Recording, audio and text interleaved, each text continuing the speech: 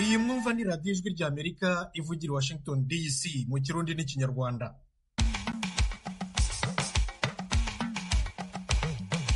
Banywanyi inshuti zacu bwakeye neza, umwaka mushya muhire. Mu Rwanda muratwumvira kuri FM 104.3, mu Burundi ni ku mirongo migufi kuri metero 25, 31 na 41. Mwese tubahaye ikaze mu biganiro byacu by'ijwi ry'Amerika muri uyu mwaka dutangiye. Ijwi ry'Amerika rero ibahishiye iki muri uyu mwaka w'ibihumbi 2024? Mwatumye inshingano zacu tuzigeraho, mwatumye radiyo ijwi ry'Amerika igira akarusho ku yandi maradiyo no ku bindi bitangazamakuru. Uyu ni umunyamakuru Etienne Karekezi ukuriye ishami ry'Ikirundi n'Ikinyarwanda kuri radiyo ijwi ry'Amerika. Mu mwanya kandi murumva amajwi ya bagenzi bacu batandukanye babaganirira uko uyu mwaka dushoje wabagendekeye nuko batangiye uyu mushya w'ibihumbi 2024. Ikaze kuri radiyo yanyu ijwi ry'Amerika, muri kumwe na Thomas Kamirindi.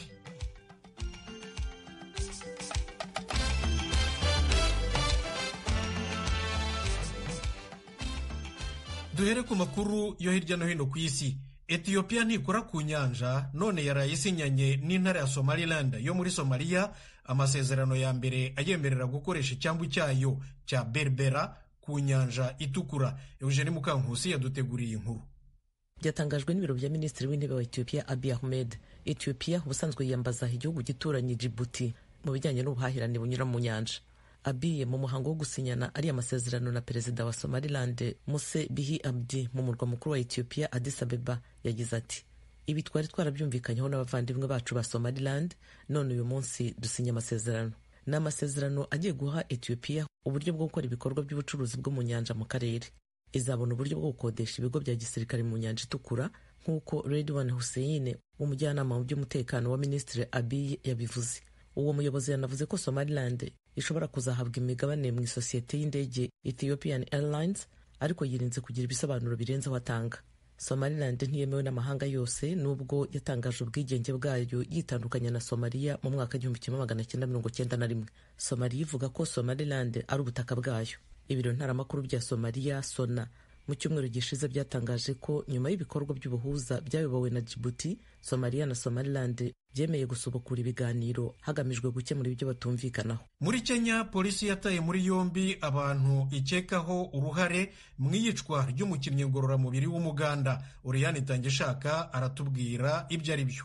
Igipolisi ca Kenya kivuga ko cafashe abagabo babiri kivuga ko bafise uruhara mu rupfu rwa Benjamin Kiplagat.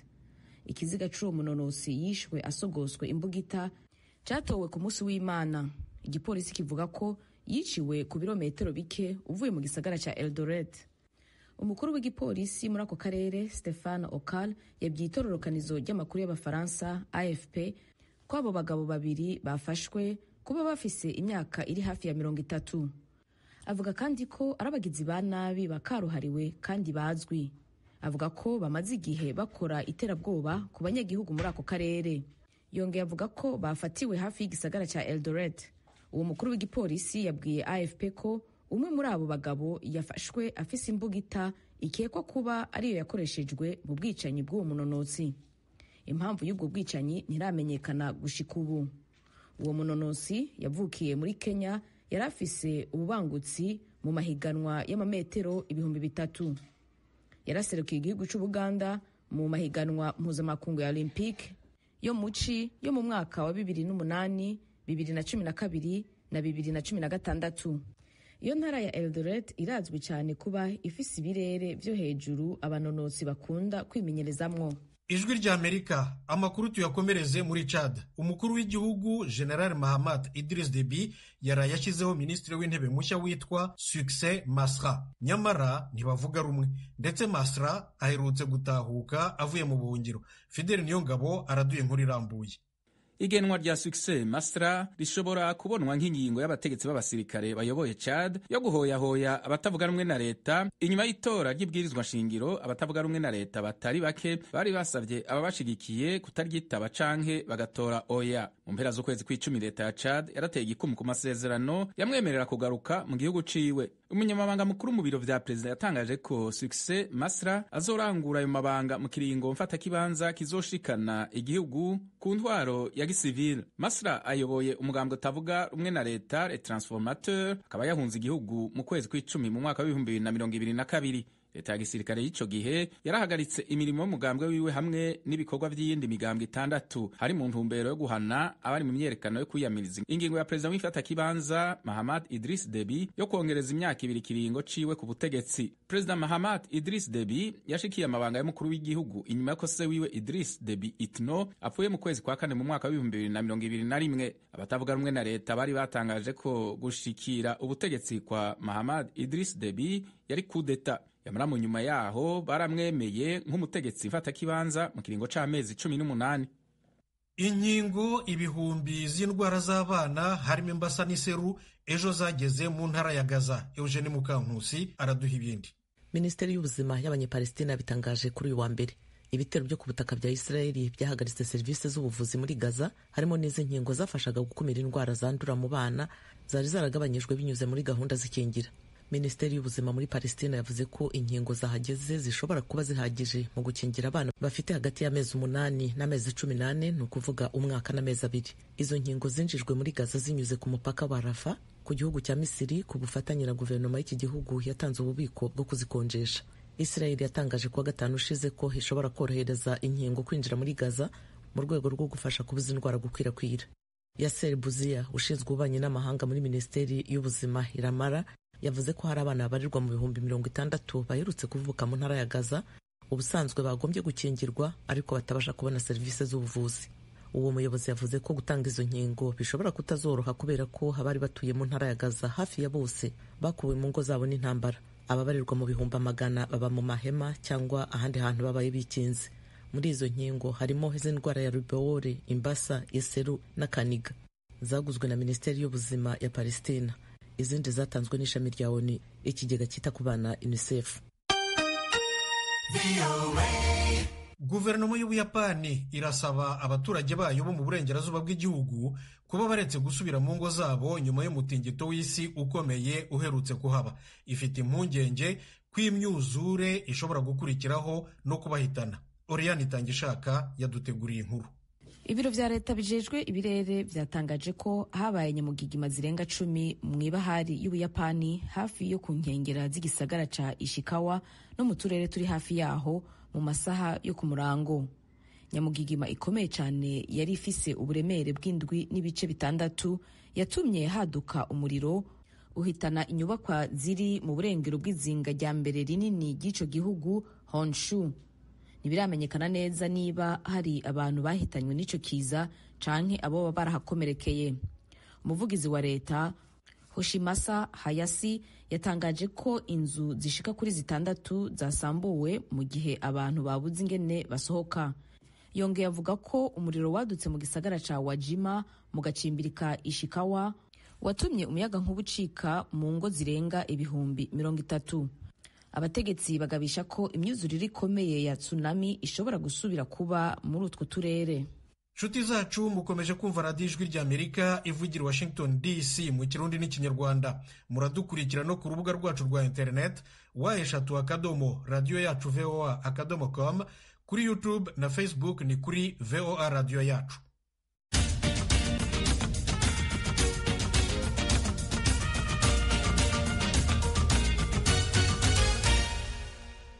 Twongeye kubashimira mwe mwese mwadufashije gutegura ibiganiro tubagezaho buri munsi muri uyu mwaka urangiye w'ibihumbi 2023.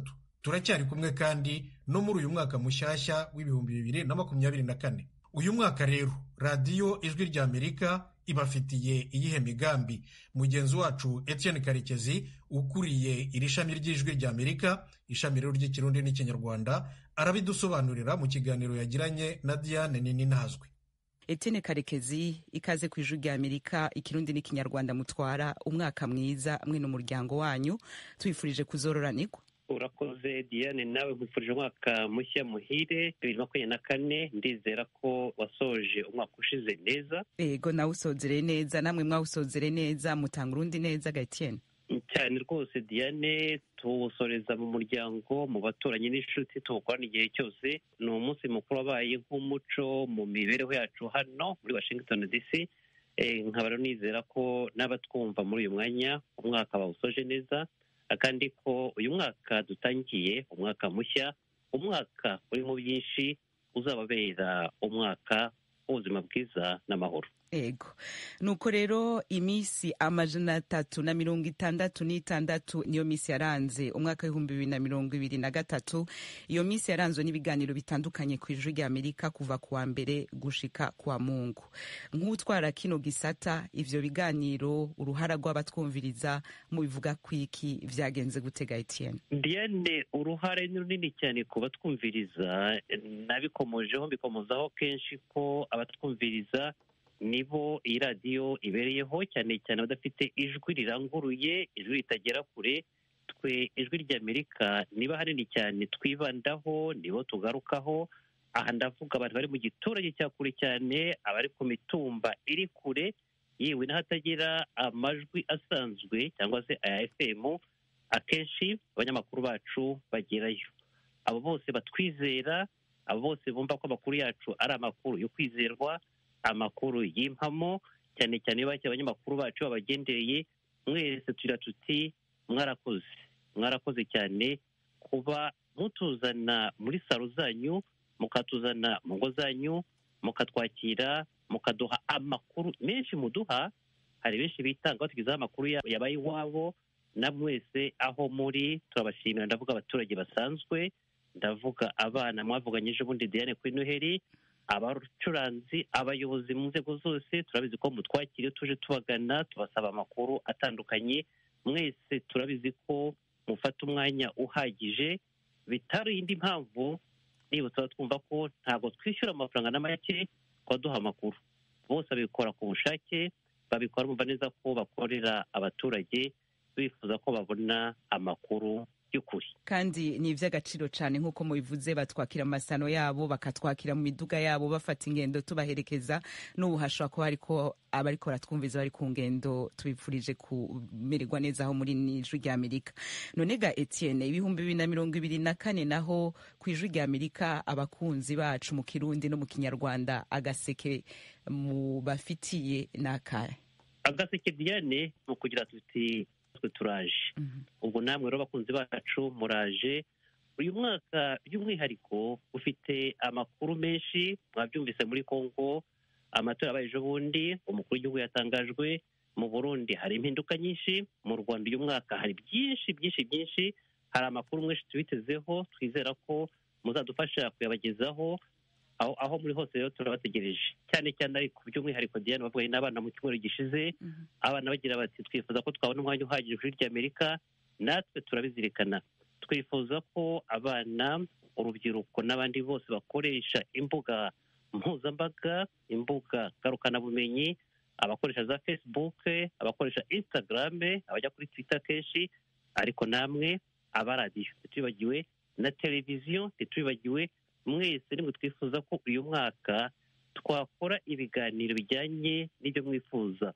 Kuri televiziyo bamwe muri mwe dukurikira, dufite ubufatanye n'amaradiyo n'amateleviziyo mu karere. Navuga nka Flash TV ifata ikiganiro cyacu bungabunga ubuzima, ikiganiro mukunda cyane. Ariko kandi ku rubyiruko no ku bana bakiri bato, ariko n'abakuze nkawe Diane, ndetse natwe ntabwo twibagiwe. Izo mbuga niho amakuru, niho ubumenyi bitangirwa.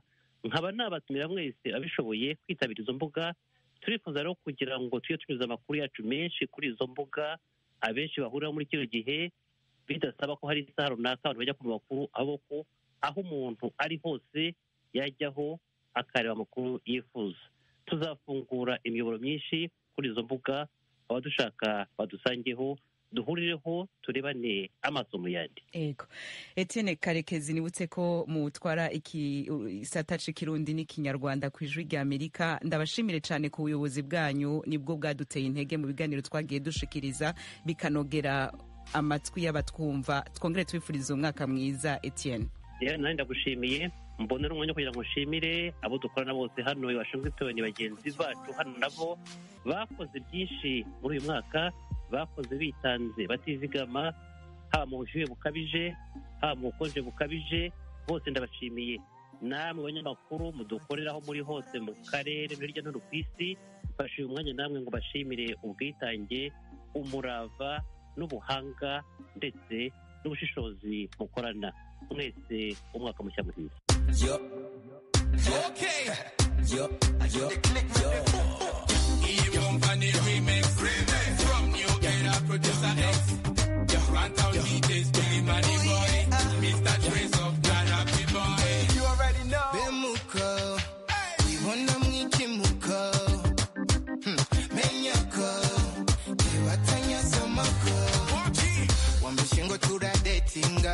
Kumburinda yuranchitinga Jenda janga honda kwishinga Tonera bunghoreye igizanga Iso So cool baby, so cool baby No gufata no guteraga cool baby Enough food has enough food baby Bega mikukushaka kunyichisha tujade Wamukobwa ntiwisunira niguti bad boy nkanjunira marira No gufata no gusikura kukiwondiye mahera tayunikirira no kuvuna amaguru ugatekereza ukareka ubwo buguruguru no kuhoma kukomya akaruru ugatekereza ukareka kwishira hejuru.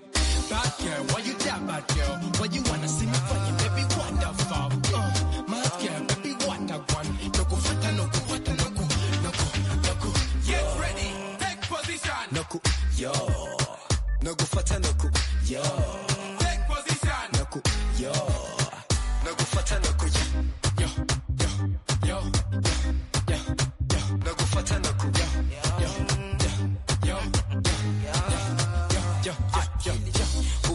Slay queen boss lady gusigayo ndenze kuma mwanya nturi ready nilikufata nikakudata kumbe na data pasipo data nikikufata ntakunyata utasikia tarum chile just wanna kill it chembedu chilu ma you spelling gold ma mele you play my fele you play my killing hekiru da sosa kombo baba nhaga pili don't worry baby don't worry nzokira more nzokira pore nzokira pore utasabye sore uzasaba imana ntiduhure no gufata no ku yo no gucirwa pirato nanyawaje watwaye nari hotel nduna lenge yo no gutantaranta dento genda nunanyebute kunwanira amafafa ngatele novela saudi sofa like a vuvuzela nikikushika takukamata takungata takuchakaza kaza chakari siri saki akiri. Get ready, take position. Noku, yo. Nogu fata noku, yo. Take position. Noku, yo. Nogu fata noku, yo. Yo. Nogu fata noku, yo. Kitsikenda nogu fata noku, yo. Tifina nogu fata noku, yo. Izuba riba nogu fata noku, yo. Nogu pam pam, piram pam pam, peram pam.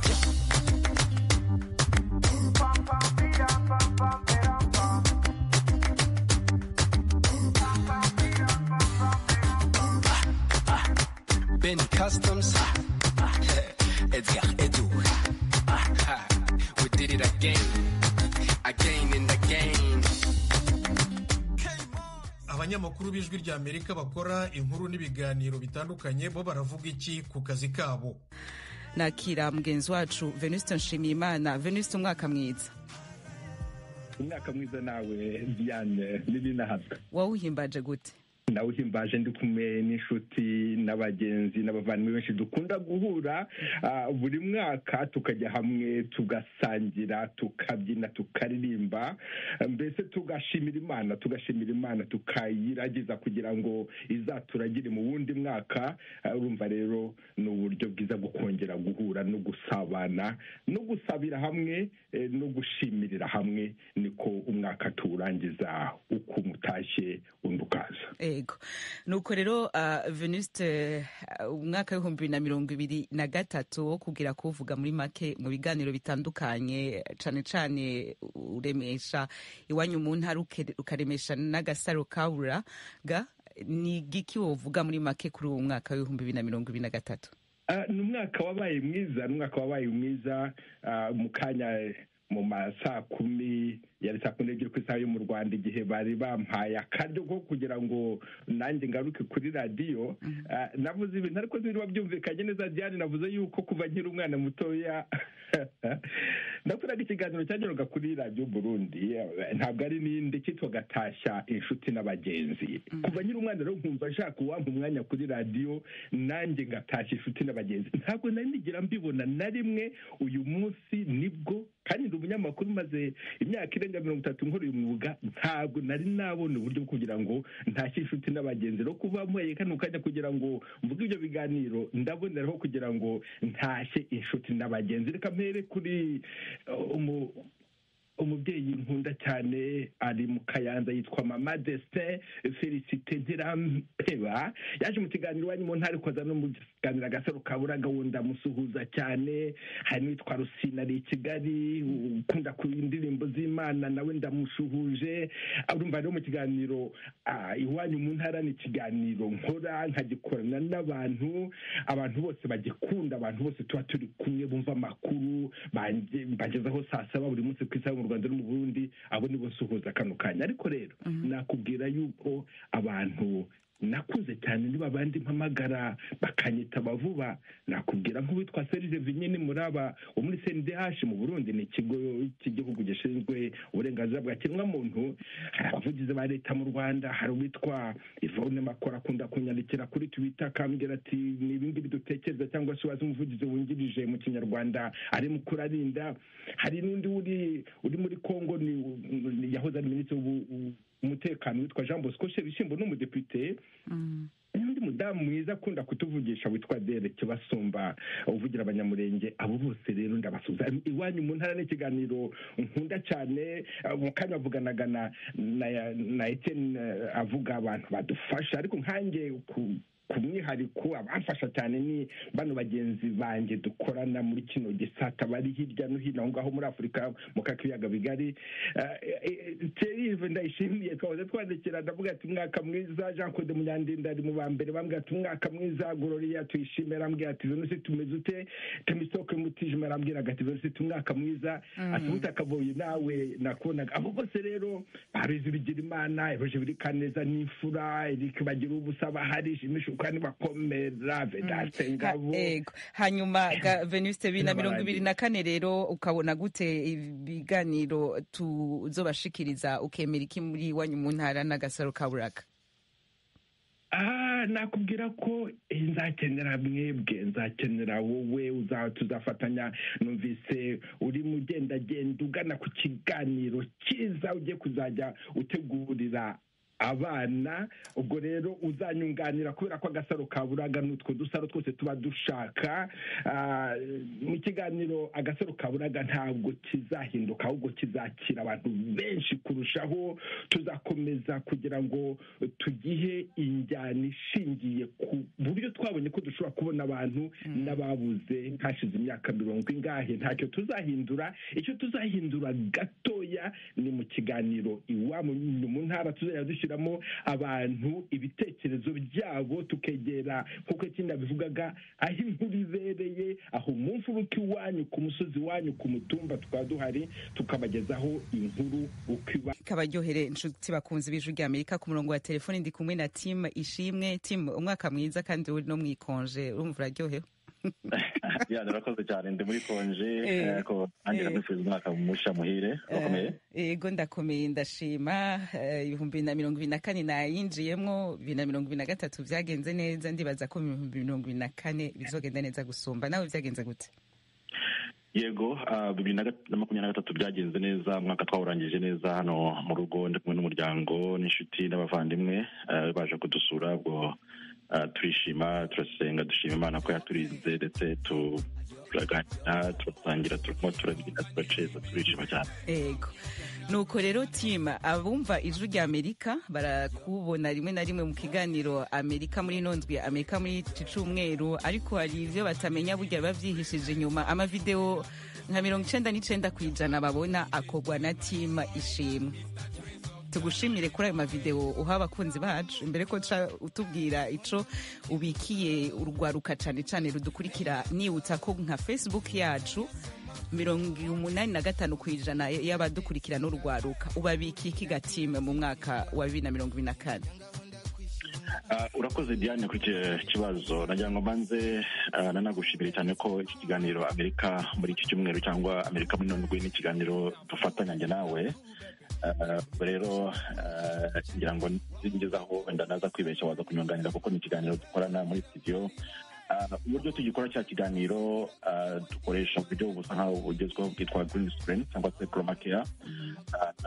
Amashusho ko tuyafata ntabwo mu by'ukuri ari ikiganiro kiba kiri live, ariko dukora mu buryo dufata kamera tukayishyiraho ibintu by'icyatsi inyuma, tukaza gukora editing inyuma yaho, tugaragara nkaho turi muri studio.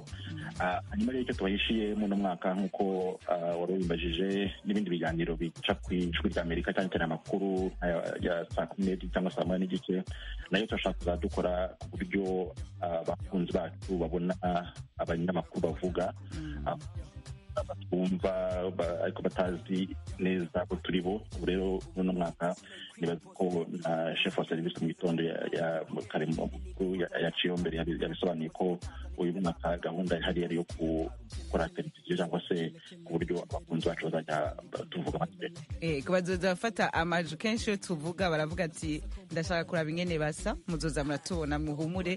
2024 turaje team. umwaka mwiza rero, tuzosubira uvuye mu ikonje. Urakoze cyane Diane, umwaka mwiza nawe ndetse n'abagenzi banjye bose, umwaka mushya muhire. Urakoze cyane nshuti banywanyi, nongeye kubifuriza umwaka mushya muhire, uzababere umwaka w'amahoro, amahirwe n'ubuzima buzira umuze.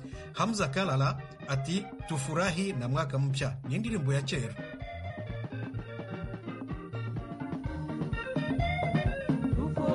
Tufurahi na mwaka mpya, tule tuvae tunywe soda, ni mwaka mpya o mama.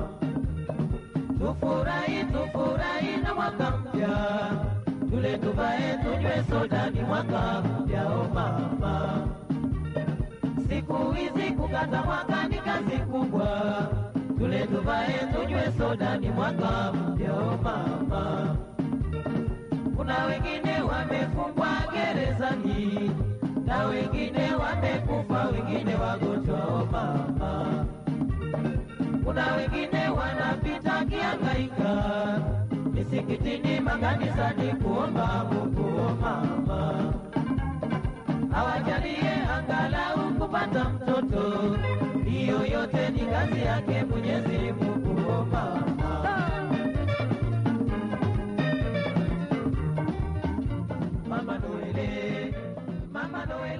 Nshuti muduteze amatwi, aha niho dushoreje gahunda zo muri uyu mwanya.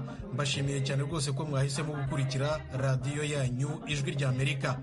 Mugire umunsi mwiza. Mwari kumwe na Thomas Kamirindi, mbifurije nanone kugira umwaka mwiza. Murakarama.